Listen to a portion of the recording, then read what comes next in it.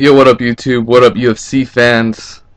Whether you like it or not, George St-Pierre had a tremendous performance off a 19-month layoff versus Carlos Condit.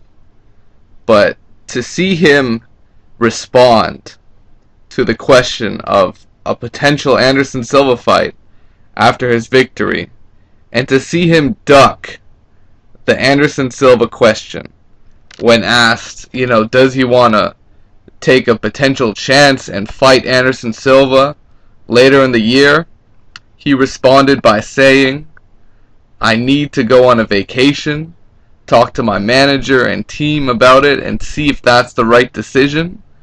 That sounds like ducking one way or the other. There's no way you can put it where he's not ducking the fight. That is an absolute duck. To say, I gotta think about it with my team, because we don't know if that's the right decision. We don't know if getting the biggest money you've ever made in your entire career is the right decision. You don't know if challenging yourself, fighting someone that will actually give you more prestige than ever. He can keep on beating up the UFC welterweight division. It's like Anderson Silva. He can keep on beating up the UFC middleweight division, which is pretty much non-existent. The only other contender out there is Bisping, and the other guys are like nothing. And we all know Anderson Silva would walk through a Michael Bisping. So what's left for him to do? We got GSP down there. Dana White has offered Anderson Silva to come down and wait. He doesn't have to come down.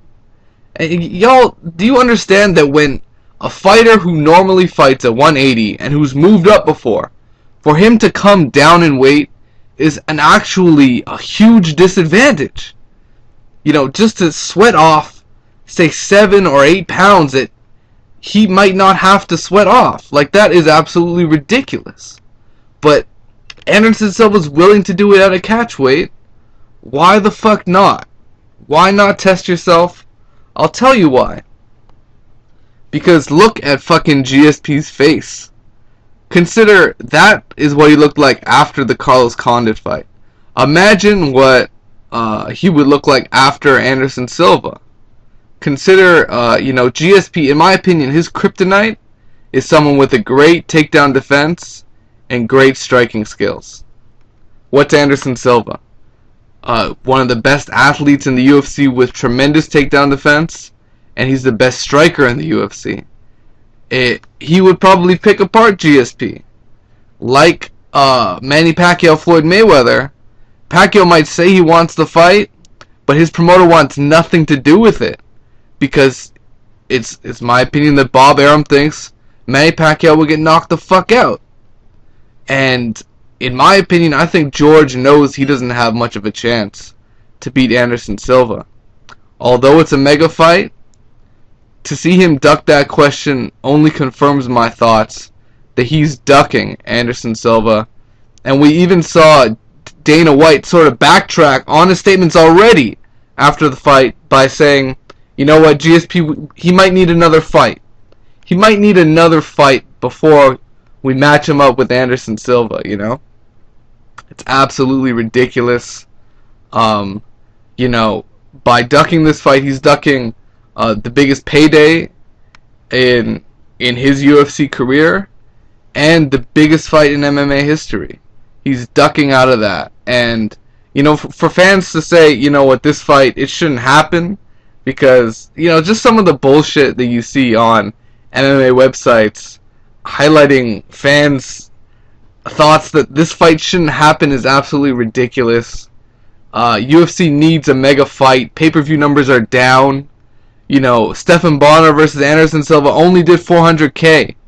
Who knows what the pay-per-view buys on this? But just consider in terms of a business perspective. The buys aren't going up if GSP's fighting these contenders, contenders no one really knows about.